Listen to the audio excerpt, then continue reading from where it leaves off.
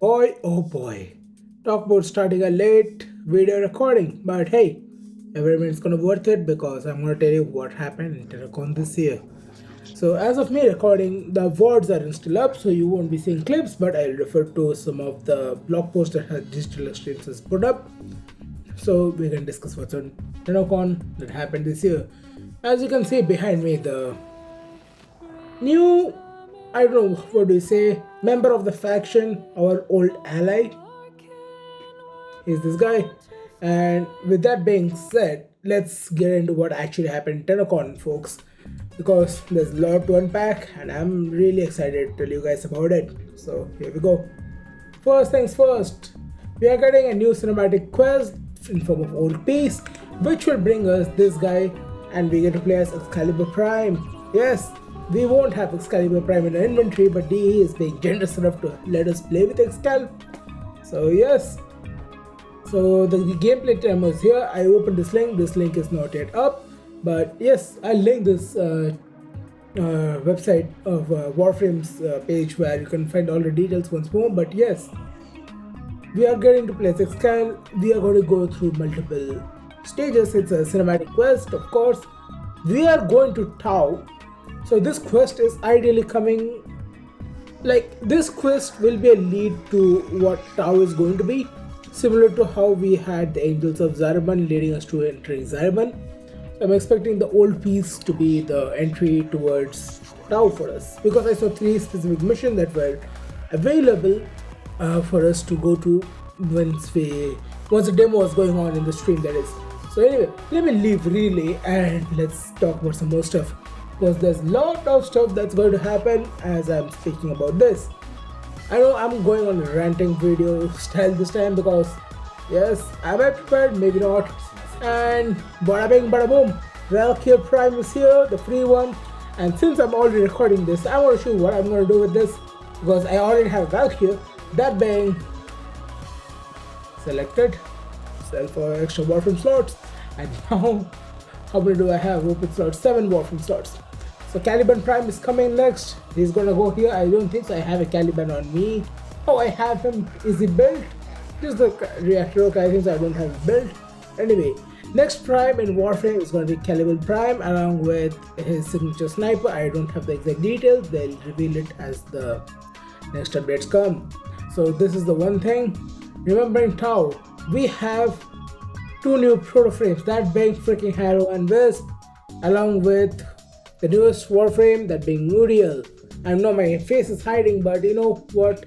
You can have a look at his name here, right above my hands. Uriel is going to be our 62nd Warframe, and boy oh boy does he take inspiration from Demon. And we all know Harrow is your priest Warframe, especially the priest who has given it to darkness. Let me open up this image, and you can see it in his face as well. I was really excited when I saw Harrow on the stream earlier today, and I'm like, holy shit, this is fire. And there you have Uriel and the Wisp Gemini. Boy, listen, I have something to say to every Wisp player. I play Wisp sometimes as well. Everyone call her literally the assets. Literally, if I go to Warframe right now, I have a loadout literally named for Wisp. That is, you see this? That's my Wisp loadout's name, and that's mainly because everyone literally want to stare up here. This, and you know what?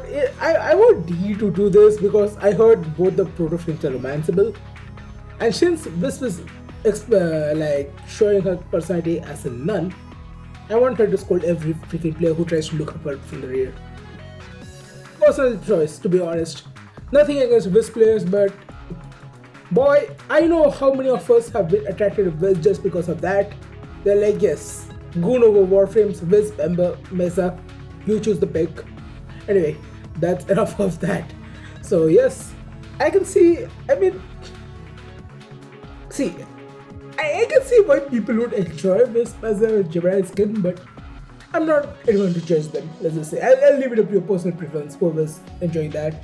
We are getting Operator Remaster. Finally, a place where I can dump freaking all my Look at this focus cool currencies, man. Except Vaseline, I think everything has a lot. Vaseline Unairu. Like, look at this. Can I do one thing? That is, if I activate, you can see Nariman, Mathrai, Zenrik as like over, what is it, 10 mil of focus. And that's a lot, I'll say personally. So what we are expecting is an expansion for the 3 slot, and they said operators are getting ultimate. And if you have seen the Tennocon live if you have seen the Tennocon's live demo, you know the operator of Nariman School literally gets here a staff which can use like a big ultimate slash. Pretty interesting thing, I'll say. And that's about it. So operator remaster, Tauran focus expansion.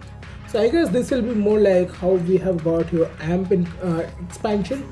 That way, if you go to operator and you choose your amps nowadays, if I can go to my operator, you see this operator has 2 amp slots. I mean 2 arcane slots. You expand the second arcane slot using your amp arcane. So I'm expecting something similar to happen with the operators as well, with the Tauran focus expansion or whatever they're gonna say it. Yes, I'm pretty much looking forward to it. I want to see my favorite skill, that being Zenrik, getting buffed from being just a caster to something more prevalent, to be honest. But yes, if I want to go damage, I'd rather go Matrai. But in Warframe, we are dealing so much damage right now that to be honest, I don't care about your damage or energy supplement. More like you want to use operator mode as survival tool at this point. That's how I see it. By the way, I'm sorry for not posting the video of Captain Wars. That is still in progress because I'm working on the Valkyr Reworks video, because everyone is gonna get this now. And the other one in parallel is the Janus War. And I had been sick with flu for like 12 days. That's why the videos got delayed. And the moment I felt better, I'm like, first things first, let's push it short. So yes, now in 2026 is the next thing we're going to be focusing. We already know where this star shard is going to lead to. That's the literally, I can just do it this way. Am I walking up to the navigation? We can literally just go here. This will be the, nope. Can I do something to like, this will be your sun, will replace with something like a portal. I'm seeing a very strong inspiration from Destiny 2, that being they open up the Traveler himself with the triangular portal. I'm expecting something similar, but if not, we already know where this is going to start up from, that being your Demios. You just go to Demios and Sanctum Anatomica, and maybe you'll have a lead up from that to somewhere else. Because as from the cinematics they have shown in the stream, we are seeing Lloyd, we are seeing Lotus, and we are seeing Operator, not Drifter to be more precise, and all 3 are in a chamber discussing stuff. And that can only be done in Sanctum Anatomica because Necrolis is infested. This is the only secured place where it's like the lab of an Albrecht entity. So that's why we can expect the quest to take place from here. Because last quite a few quests, that being, I've totally forgot the names, but if you come to your Codex, main quest of Warframe 1999, Lotus Eater, both have been through your Sanctum Anatomica. That's why I'm saying that. That's the main reason, because even in Sanctum Anatomica we have the POM PC there, where we have all the entities records. So that's what I'm seeing it as. Then Teshin is getting introduction prior to Second Dream. If you all have known, we get introduced to Teshin through Second Dream, where we learn about Lotus and Nata. I think it's more of with Nata's quest, where we learn more about Teshin. Then he just becomes an ally with War Within. But we are getting one more new quest coming before the piece of past, or whatever is the name. Let me just scroll up. You know what? I forgot the name. Within the old piece. So before old piece, we are getting a new quest. New update. Probably the next one, which will happen maybe next month, ideally. So we are getting how to mod as a quest. I mean, I can see why they would do this, to be honest, because Warframe as a game, to anyone who is just starting out, you know, let me show you why I mean. Go to Universe, open the mods panel. Like, look at all this. This is something that will confuse literally anybody. Even as a player who is pretty seasoned, for example, now if I want something like Chromatic Blade, For example, I can just look it up, it shows me the syndicate names. But the thing is, how do you even get to syndicate or how do you even mod? It will get pretty confusing. But D has been doing a pretty good job of integrating how this is like being played out with the newest expansion, especially after what I have seen with they did to this thing. The arbitration, I don't play arbitration actively. They have opened up the arbitration right as soon as you come to the Pluto Junction. Sorry, not Pluto Junction, the Center Junction, my bad.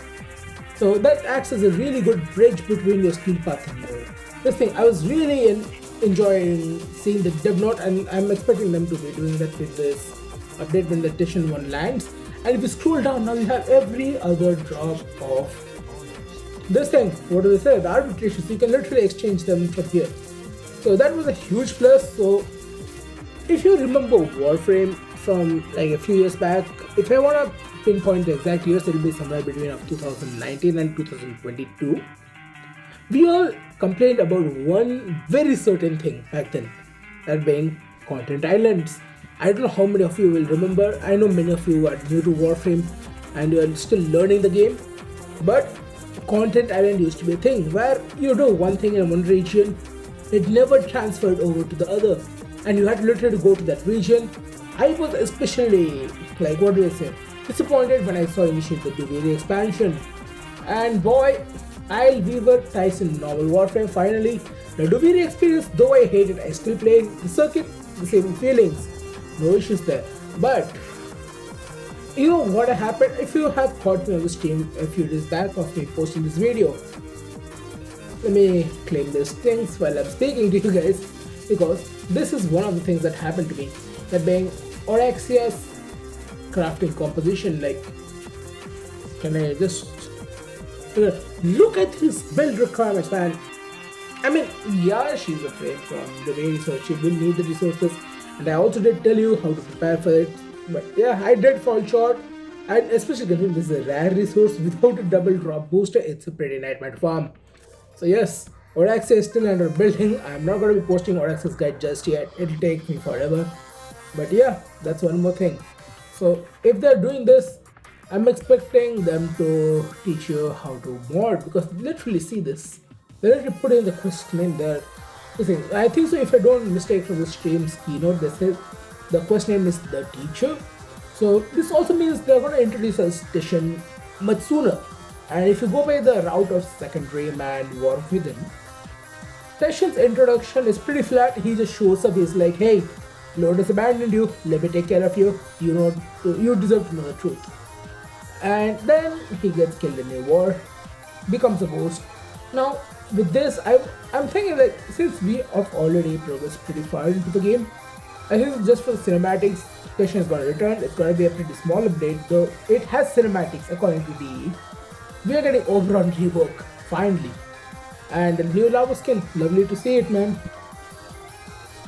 And then I guess that's all. And Android closed beta, fucking finally, because I have this thing. I'm a Samsung S23 user, and I have seen a lot of my friends who play on iOS, particularly on iPad. Like, they can just log in, do the, the Foundry shit. I mean, we have Android Warframe Companion, but who even bothers, man, to open the Android Companion? We want the actual game, and knowing what we saw in this, I'm sure if I just go to warframe.com/Android, I'm sure this page is still up. Pre-registration is still open, and as for we know this, it's coming this year, and I'm hoping that I get access to it. The thing is, I didn't get much time to play with other games closed beta access, especially on Android, because I was also playing Destiny Rising in the meantime, because I somehow managed to get the CBT, and though the ping is abysmal because I'm playing on NS servers, they don't have it on Southeast Asia just yet, because that's the intended market, of course. So yes, you can see I've already registered Samsung S23. I'm hoping they put this device in the eligible, because it's a 3-year-old device at this point, and we already have the flagships like S25 and stuff. I mean, I'm sure they'll put the support for the new device, but let's see if the older flagship can survive this. I'm really excited to see what happens. I've already registered. If you do want to register for Warframe Android, feel free to go to this link, register yourself if you're an Android user. It's on iOS, you can just download the game. I'll leave this link in the description if anyone is still interested to try out Warframe on Android, if they give it to us. Hopefully it gives me the CBD because I wanted to go CBD to Soulframe. And speaking of Soulframe, that's the next thing. Soulframe Prelude 10 along with this year's Tennocon. But great news for folks who are trying to get into Tennocon within this week. That's why I'm making this video as fast as I can. If you have your account registered by tomorrow, that is, today is always Sunday for me, but Canadian time midnight of this date, that being 28th of July, if you're able to register, hey folks, you get free entry to Soulframe. That's it, big W, because no more closed beta keys, at least for folks who are registered prior to that or who are able to get into the game. I just confirmed with one of my alternate accounts, and yes, we are able to get into the game. And I just realized my camera is stop. Let me fix that. Okay, Soulframe 10. What do we have? Secondary weapons, one new boss. I think so. We have 2 new boss fight, 1 new campaign. I don't know how this is gonna affect my account because D has said they are not gonna rewipe the accounts of the CBTs. So we will continue with the account which we have. That means my main account may miss out on the early game quests of how the character creation works. I just did that on my alt account, which I used like my personal emails. That's why I didn't expose it. I cut out the clip actually right now. I was also planning to record and show it to you guys, but let's hold the horses. We can reserve that for a dedicated Soulframe video, I think. So Soulframe 10, we are getting new class, new faction, and a lot of stuff. Kind of really excited. I haven't played with Soulframe lately, so I can't say much about it. But hey, the game is heading in much better direction. The mode system is finally improving. You can pick up modes as like a world drop now. Is one of the things I have noticed if I don't mistake. So yes, that's all about it, and I have been recording for plus 24 minutes. Hope I don't take too long to edit and post this video. Hey guys, this has been Agent Not So Lazy. Take care of your loved ones. Until then, take care, peace. I'll see you next time. Peace the hell out.